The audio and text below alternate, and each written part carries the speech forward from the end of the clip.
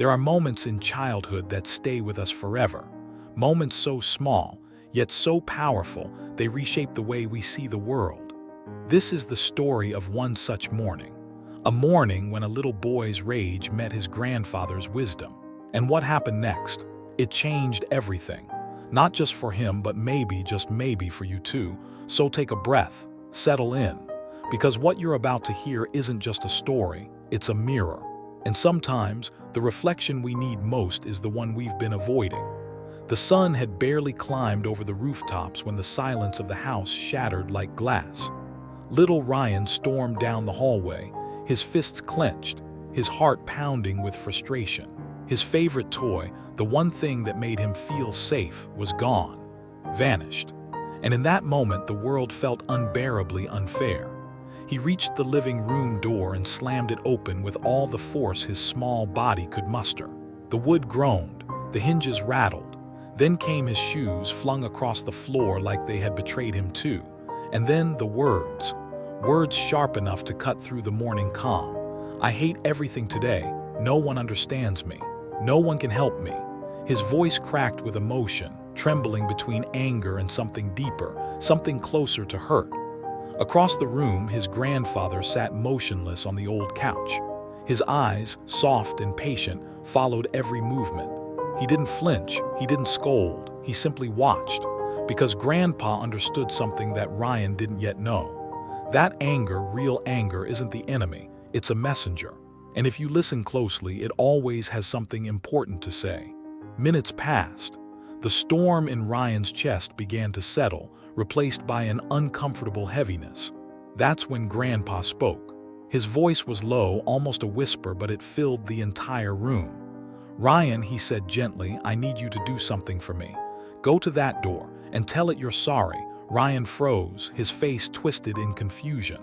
What? Grandpa, are you serious right now? It's just a door. It doesn't even have feelings. Grandpa's eyes twinkled and a small smile tugged at the corner of his lips. Then go to your shoes. Apologize to them too. Ryan stared at him like he'd lost his mind. This is crazy, Grandpa. They're things, objects. They don't care. But Grandpa leaned forward, his voice calm yet firm, like the steady flow of a river that's been moving for centuries. You were angry at them, weren't you? You hit the door. You threw your shoes. If you can give them your anger, why can't you give them your apology? If rage feels so natural, shouldn't kindness feel even more so? Because that, my boy, is where real strength lives. The words landed like stones in still water, rippling outward, touching places inside Ryan he didn't know existed. He looked down at his hands, small, trembling, suddenly so unsure. Grandpa rose slowly from the couch and knelt beside him, eye to eye, heart to heart. Ryan, listen to me. Anger is a connection.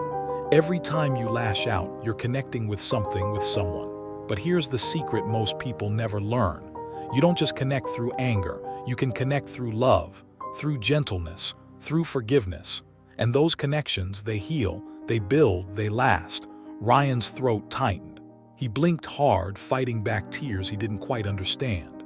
But Grandpa, I was just so upset. I couldn't find my toy and I know, Grandpa interrupted softly, placing a weathered hand on Ryan's shoulder. I know it hurt, but pain doesn't give us permission to harm, even if it's just a door or a pair of shoes. Because the truth is, the way we treat the smallest things reveals how we'll treat the biggest things. The way we handle our anger when no one's watching, that shows who we really are. Something shifted in Ryan.